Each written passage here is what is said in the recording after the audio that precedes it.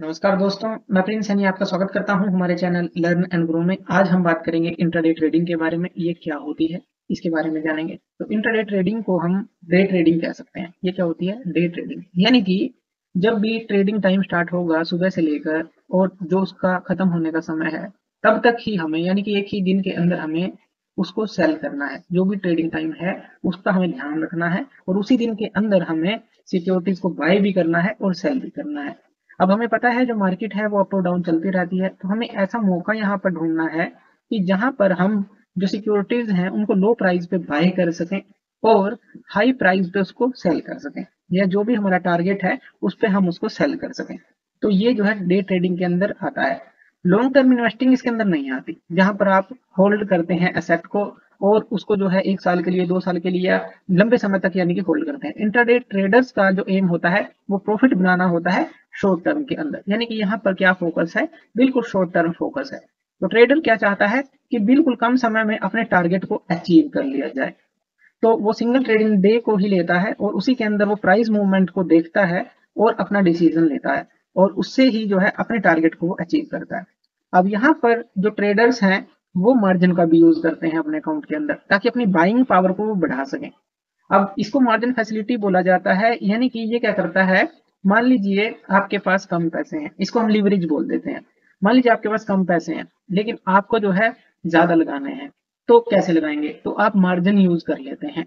तो यहाँ पर जैसे कम पैसे थे आपके पास और आपको लगाने हैं ज्यादा, तो जो ब्रोकर है आपका वो आपको मार्जिन फैसिलिटी देता है। मान लीजिए आप पे 100 रुपए हैं तो आप जो है 1000 रुपए लगा सकते हैं। इस तरह से कुछ भी हो सकता है, 5 गुना 10 गुना मार्जिन फैसिलिटी हो जाती है। इसको लीवरेज बोलते हैं, यानी कि कम पैसे में आप ज्यादा जो है सामान खरीद सकते हैं मार्जिन फैसिलिटी का यूज करके और अपनी बाइंग पावर को बढ़ा सकते हैं। यानी कि एक तरह से आपके पास ज्यादा पैसा हो गया, कम था लेकिन मार्जिन फैसिलिटी का यूज करके ज्यादा पैसा हो गया, इससे आपको लीवरेज मिल गई, आप ज्यादा बाइंग कर सकते हैं। लेकिन यहाँ पर एक चीज ध्यान रखनी है, जो रिस्क है वो भी रहता है, क्योंकि यहाँ पर फायदा जैसे जैसे एम्पलीफाई होता है मार्जिन फैसिलिटी का यूज करके, वैसे वैसे रिस्क भी एम्पलीफाई होता रहता है। क्योंकि जो प्रॉफिट होगा और जो नुकसान होगा वो तो इसी मनी पर होगा। अब आपने जितनी लगाई है तो ये ध्यान रखना है। ये नहीं है कि प्रॉफिट ही होगा तो लॉस होगा, तो वो भी जो है मार्जिन के हिसाब से ही उतने ही गुना होगा।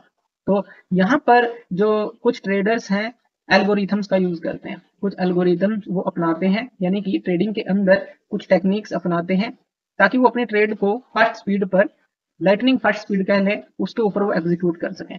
और वो एल्गोरिथम के ऊपर जो है बेस होती हैं उनकी जो डिसीजन होते हैं, तो वो एल्गोरिथम्स का यूज करते हैं। इसको हाई फ्रीक्वेंसी ट्रेडिंग के नाम से जाना जाता है।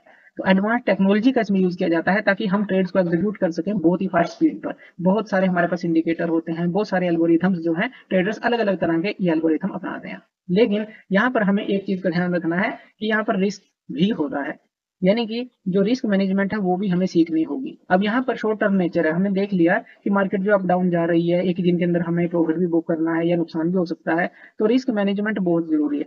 तो यहाँ पर जो है वोलेटिलिटी जो है बहुत ज्यादा होगी, तो रिस्क मैनेजमेंट जो है इंटरडे ट्रेडिंग के अंदर वो हमें जरूर देखना है।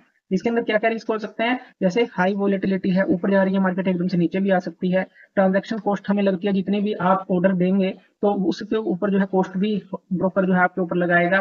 और जो साइकोलॉजिकल चैलेंजेस है, आपका दिमाग कुछ कहेगा और आप करना कुछ चाहेंगे, इस तरह के साइकोलॉजिकल चैलेंजेस इसके अंदर आ जाते हैं जिसे हम नुकसान कर बैठते हैं, क्योंकि पूरे दिन के अंदर ही हम ये काम करना सोच रहे हैं। तो इससे कैसे हम निपट सकते हैं इन सारी चीजों से इंट्राडे ट्रेडिंग के अंदर? तो सबसे पहले हमें क्या करना होगा, आइडेंटिफाई करनी होगी जो भी अपॉर्चुनिटी होगी।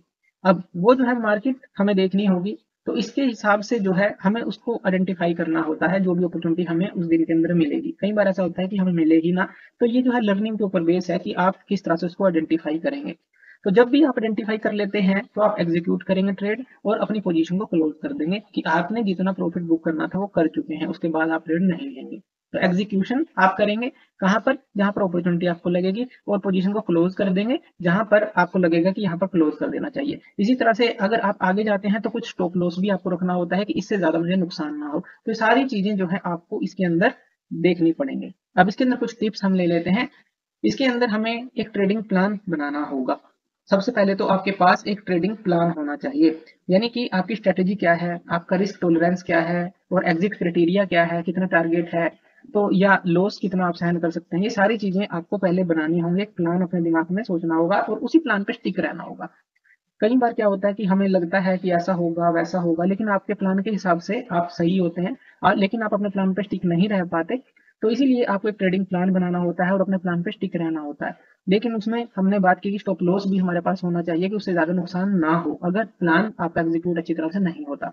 लेकिन इमोशनल बैलेंस हमें रखना है कि स्टिक रहना है अपने प्लान पे अगर आपका प्लान बिल्कुल लॉजिकल है, आपको लगता है कि वो सही है। और ये किस तरह से होगा, किस तरह से ट्रेडिंग प्लान आप बनाएंगे, इसके लिए आपको कंटिन्यूअस लर्निंग स्टेज में रहना होगा। यानी कि आपको अपडेट रहना होगा, जो मार्केट के ट्रेंड हैं अपनी ट्रेडिंग स्किल को आपको अपडेट करना होगा। इसके लिए आपको क्या करना होगा, मेंटर कोच उनकी सहायता लेनी होगी, उनसे उनके एक्सपीरियंस से आपको सीखना होगा, ताकि जो है आप अपनी स्किल को और डेवलप कर सकें।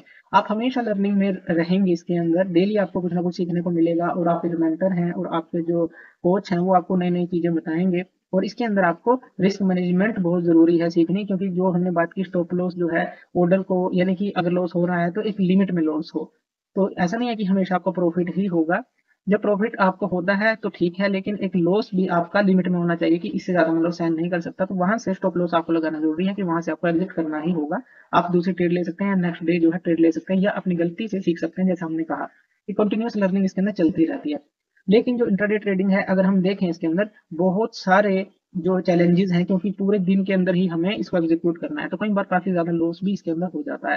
तो इसीलिए जो इंट्राडे ट्रेडिंग है तो ये बहुत ही सोच समझ कर जो है करनी चाहिए। पहले इसको सीखना चाहिए अच्छी तरह से, और फिर ही जो है छोटे छोटे अमाउंट से आपको ये शुरू करनी चाहिए।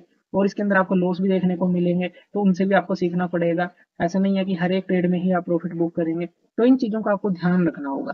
तो इंट्राडे ट्रेडिंग जो है ये सारी चीजें जो है इसके अंदर आती हैं। लेकिन इसके अंदर अगर हम, जैसे हमने रिस्क की बात की है, तो इसके अंदर बेनिफिट भी हैं कुछ। जैसे हमें हाई रिटर्न मिल जाती है।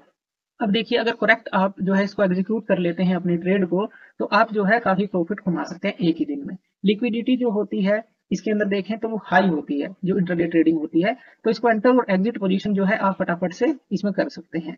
और फ्लेक्सिबिलिटी भी इसके अंदर होती है, यानी कि ट्रेडर जो है अपनी पोजीशन को एडजस्ट कर सकते हैं मार्केट कंडीशन के थ्रू आउट द डे। जब भी आपको लगे कि ये अच्छा समय है एंटर करने का और अच्छा समय एग्जिट करने का, तो आप कर सकते हैं। तो इसमें कुछ बेनिफिट हमें मिलते हैं। लेकिन बहुत ही ज्यादा जरूरी है इन टिप्स पे ध्यान देना।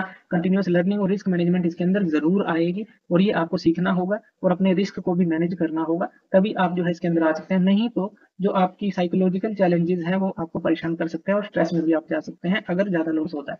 तो इन चीजों के बिना आप इसको मत करें, अच्छी तरह से सीखें और अपना ट्रेड लें। तो धन की वीडियो देखने के लिए और इसी तरह की वीडियोज के लिए आप हमारे चैनल लर्न एंड ग्रो पे हमें सब्सक्राइब कर सकते हैं। धन्यवाद।